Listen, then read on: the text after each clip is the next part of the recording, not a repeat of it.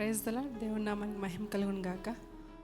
ఈ అవకాశం ఇచ్చిన అయ్యగారికి, అమ్మగారికి, అన్నకు, వదినకి నా యొక్క వందనాలు తెలుపుకుంటున్నాను. మీ అందరికి తెలుసు, మాది ప్రాపర్ వచ్చేసి తమిళనాడు, కానీ నేను పుట్టి పెరిగిందంతా నాగార్జున సాగర్.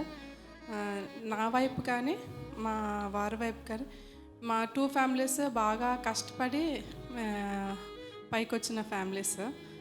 చాలా ఇబ్బందులు, చాలా స్ట్రగుల్స్ ఫేస్ చేసాము. అయితే మేము నాగార్జున సాగర్లో ఉండేవాళ్ళము. అక్కడ మోస్ట్లీ 90% మొత్తం క్వార్టర్స్, గవర్నమెంట్ క్వార్టర్స్ ఉండేవి. ప్రైవేట్గా ఉండడానికి ఎవరికి వీలు ఉండేది కాదు. సో నేను పుట్టి 10 ఇయర్స్, నాకు 10 ఇయర్స్ వచ్చే వరకు మేము 10 ఇల్లులు మారాము.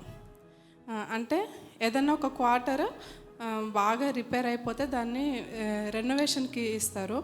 ఆ రెనోవేషన్ ఫండ్ రాకపోతే అది కొంచెం కాలం ఉండిపోతుంది. ఎవరిని వెళ్ళి మేము రిక్వెస్ట్ చేసి మేము ఆ ఇంట్లో ఉండేవాళ్ళం. అలా కరెంట్ లేని ఇల్లులో ఉన్నాము, పైన రూఫ్ లేని ఇల్లులో ఉన్నాము, కింద ఫ్లోర్ లేని ఇల్లులో ఉన్నాము, బాత్రూమ్ లేని ఇల్లులో ఉన్నాము. ఇంట్లో ఉంటామో ఎప్పుడు ఖాళీ చేయమని చెప్తారో తెలియదు.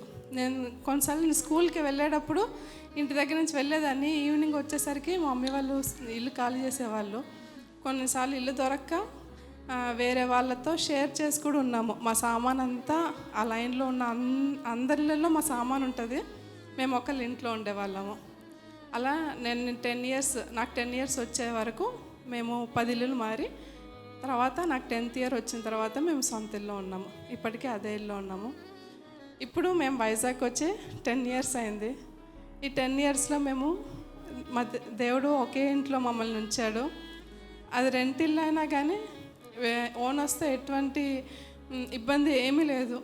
మా సొంత ఇల్లులో ఎలా ఉంటామో అలానే దేవుడు, నాకు మ్యారేజ్ అవ్వక ముందే ఈయన బ్యాచిలర్గా అదే ఇంట్లో ఉన్నారు. ఇలా ఈయన జాబ్ ప్రొఫెషన్ ఇంజనీర్. ఈయన కంపెనీలో 10 ఇయర్స్ ఒకటే దగ్గర ఉన్న ఒకే ఇంజనీర్ ఈయన ఒక్కర్లే అనమాట.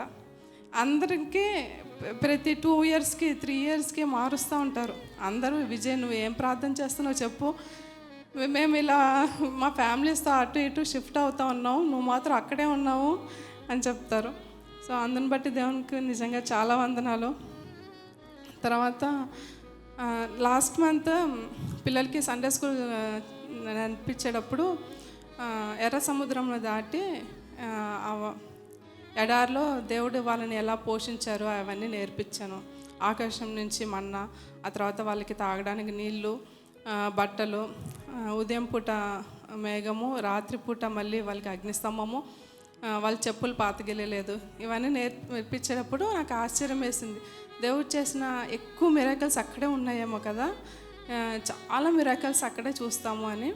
కానీ నాకు ఎమ్మటే దేవుడు ఒకటి గుర్తు చేశారు. ఏంటంటే అవన్నీ ఇప్పుడు మనకి ఉన్నాయి. చక్కగా భోంచేస్తున్నాము, చక్కగా నీడలో ఉంటున్నాము, మన బట్టలు పాతగయ్యేలోపు మళ్ళీ కొత్త బట్టలు వస్తున్నాయి, మన చెప్పులు పాతగయ్యేలోపు మళ్ళీ కొత్త చెప్పులు వస్తున్నాయి. దేవుని యొక్క కాపుదల ఉంది, భద్రత ఉంది.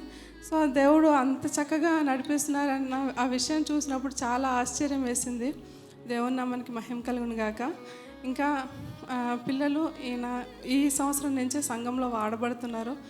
నేను సంఘంలో వాడబడుతున్నందుకు దేవుని నామానికి వందనాలు. వాడబడటానికి చాలా ఎంకరేజ్ చేస్తారు అన్న పాస్టర్ గారు అందరూ. అందుని బట్టి దేవునికి వందనాలు. ఇంకా ఈయనకి ప్రాజెక్ట్స్ దేవుని చిత్తమైతే వైజాగ్లోనే ఇంకా ప్రాజెక్ట్స్ రావాలని మీ అంతిమ ప్రార్థనలో జ్ఞాపకం ఉంచుకోండి. ఈ చిన్న సాక్ష్యం దేవుని దీవించుగాక.